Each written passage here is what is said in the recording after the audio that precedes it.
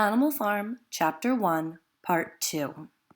We left off finding where all the animals were, including the cat who purred contentedly throughout the speech that's about to start. All the animals were now present except Moses, the tame raven, who slept on a perch behind the back door. Let's take a moment to visualize the raven. Moses the raven would look, just a large black bird. What you should know, though, is that ravens are very intelligent birds, and this could even later, wink, become a symbolic thing because in Norse mythology, the god Odin had two raven assistants, Hugin and Munin, who inform him of the world's events. And I think you might find this name to be symbolic, Moses, of course, and also the role in Norse mythology to become symbolic later. So all the animals have arrived, except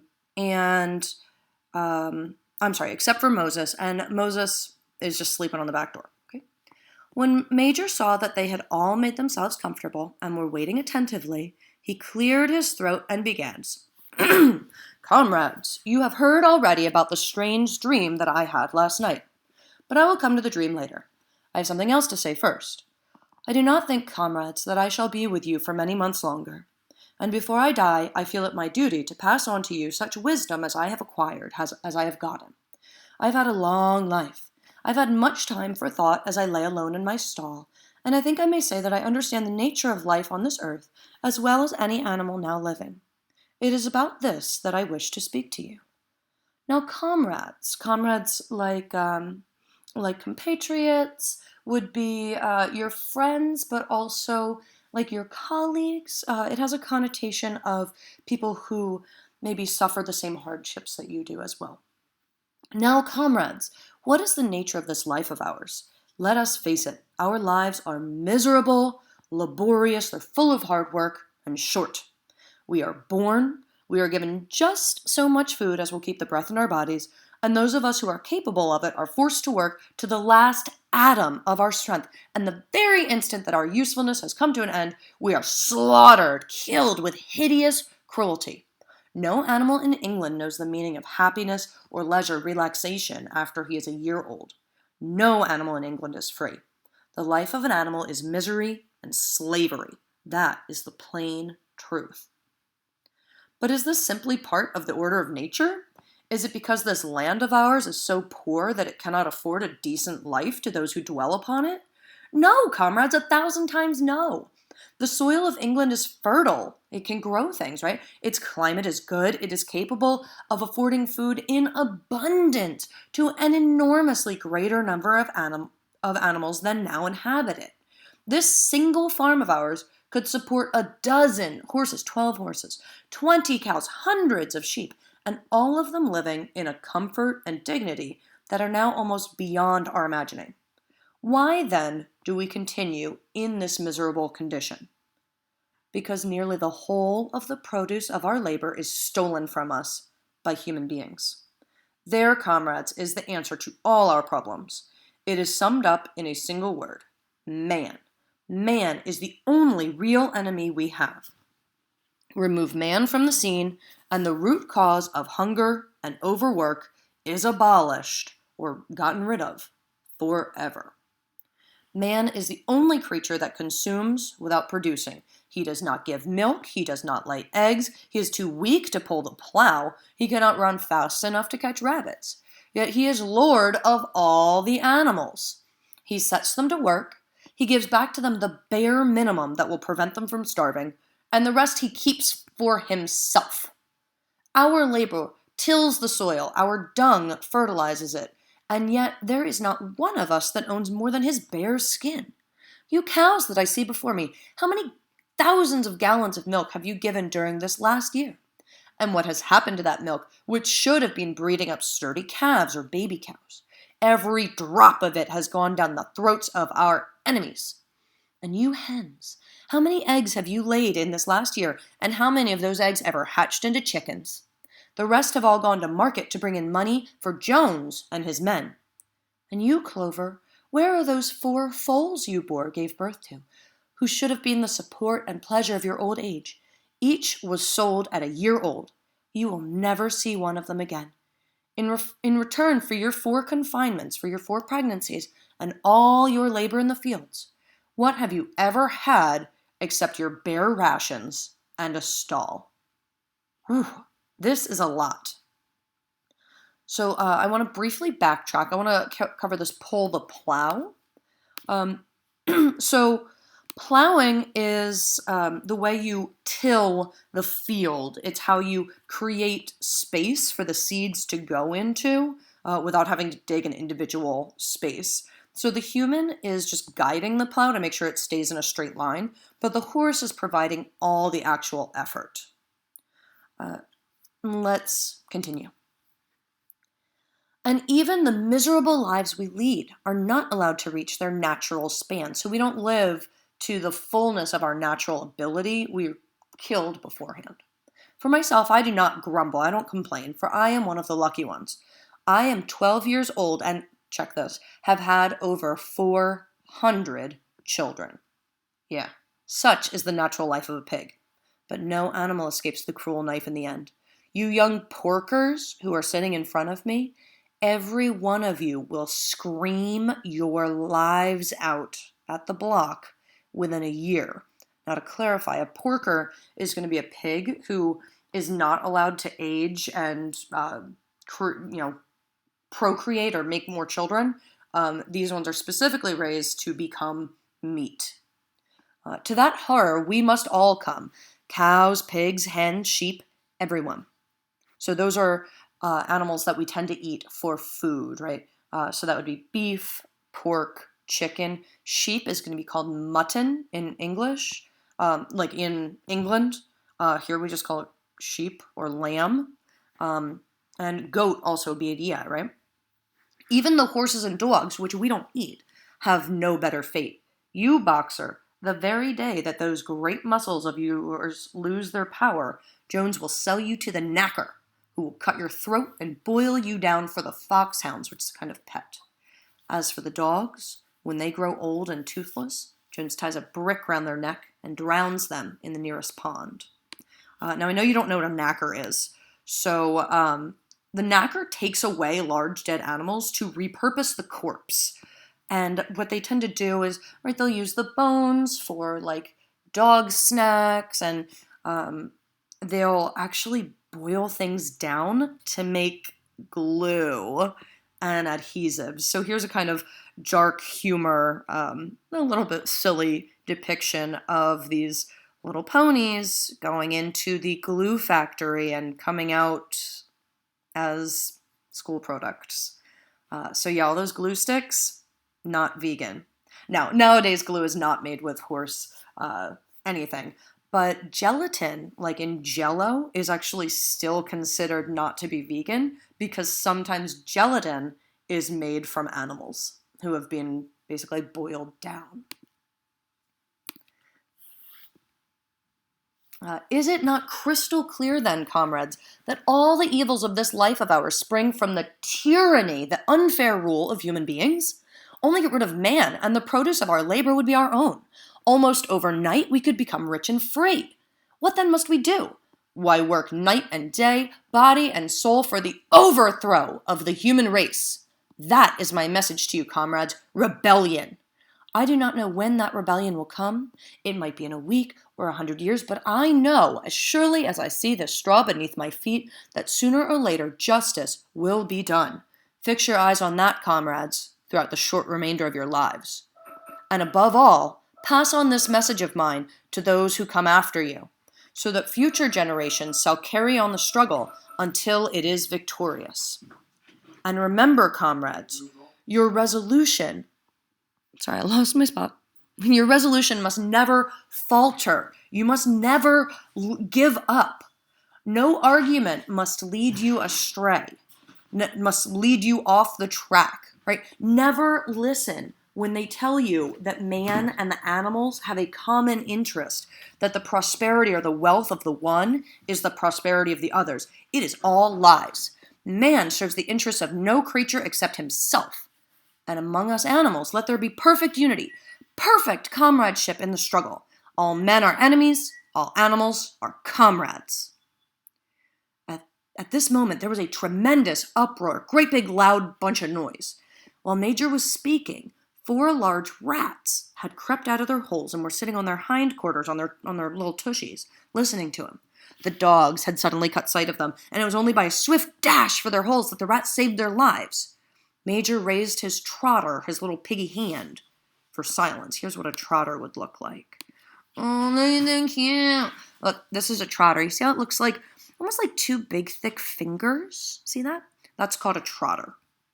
Okay, so old Major raises his hand, basically, to say, hey, everybody quiet down.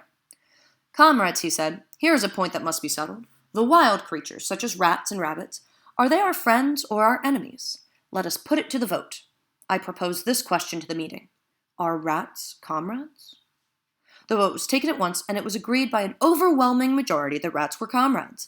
There were only 4 dissentients, disagreeers. If you think Spanish, right, senti means feeling, dis means not, so they're not feeling the same way, right? The 3 dogs and the cat. So these are the 4 that disagree. The 3 dogs and the cat, who was afterwards discovered to have voted on both sides. Major continued rather. I have little more to say. I merely repeat, remember always your duty of enmity, of hatred, towards man and all his ways. Whatever goes upon 2 legs is an enemy. Whatever goes upon 4 legs or has wings or is a friend. And remember also that in fighting against man, we must not come to resemble or be like him. Even when you have conquered him, do not adopt his vices. Don't take up his bad habits. No animal must ever live in a house or sleep in a bed or wear clothes or drink alcohol or smoke tobacco or touch money or engage in trade. All the habits of man are evil. And above all, no animal must ever tyrannize over his own kind. Weak or strong, clever or simple, right? Not as clever. We are all brothers. No animal must ever kill any other animal. All animals are equal. And now, comrades, I will tell you about my dream of last night. I cannot describe that dream to you. It was a dream of the earth as it will be when man has vanished. But it reminded me of something that I had long forgotten. Many years ago, when I was a little pig, my mother and the other sows or other lady pigs used to sing an old song of which they know only the tune and the first 3 words. I had known that tune in my infancy, in my babyhood, but it had long since passed out of my mind. Last night, however, it came back to me in my dream.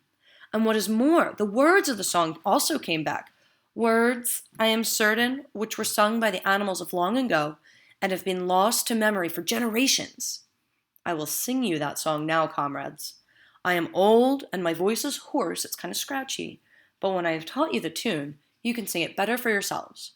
It is called Beasts of England.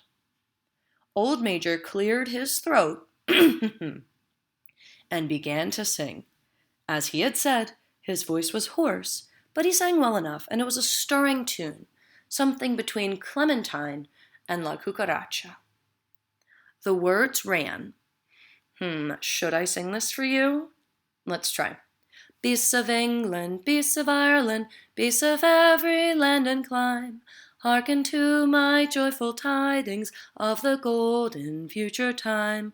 Soon or late the day is coming, tyrant man shall be o'erthrown, and the fruitful fields of England shall be trod by beasts alone. Rings shall vanish from our noses, and the harness from our back. Bit and spur shall rust forever, cruel whips no more shall crack. Riches more than mind can picture, wheat and barley, oats and hay. Clover, beans, and mango wurzels shall be ours upon that day. Bright will shine the fields of England, purer shall its waters be. Sweeter yet shall blow its breezes on the day that sets us free. For that day we all must labor, though we die before it break. Cows and horses, geese and turkeys, all must toil for freedom's sake.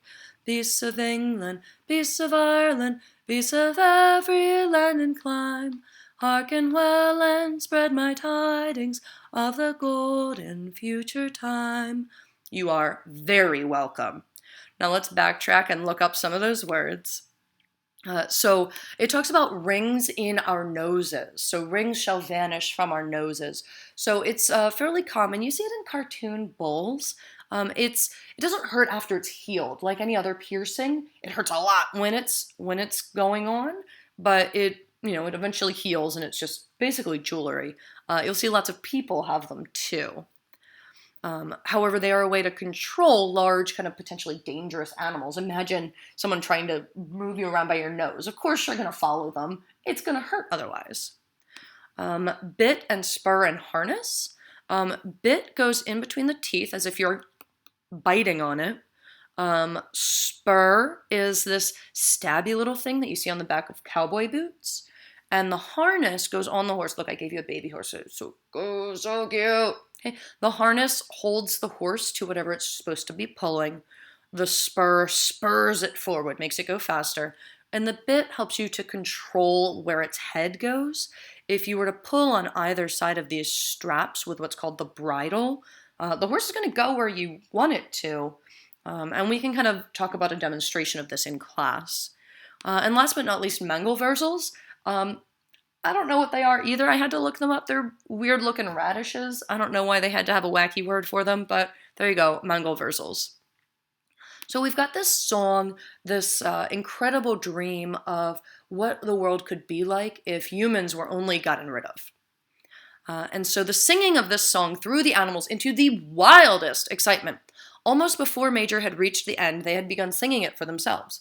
Even the stupidest of them had already picked up the tune and a few of the words, and as for the clever ones, such as the pigs and dogs, they had the entire song by heart within a few minutes. And then, after a few preliminary or early tries, the whole farm burst out into Beasts of England in tremendous unison, all at once, really big. The cows lowed it. Load is the fancy word for they mooed. The dogs whined it. The sheep bleated it. Bleating, it's bleated with a T, not like they bled and got blood on it. That would be gross. Bleated means they said ba, ba, but this is the actual academic word for it. The horses whinnied it. Whinnied is the way to say nay, nay, when you don't want to say nay, nay. Okay. The ducks quacked it.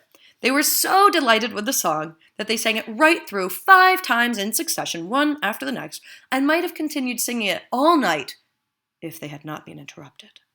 Unfortunately, the uproar awoke Mr. Jones, who sprang out of the bed, making sure that there was a fox in the yard, right? So he's thinking the only reason that all these animals could be so loud is that there's some predator. He seized the gun, which always stood in the corner of his bedroom, and let fly a charge of number 6 shot into the darkness.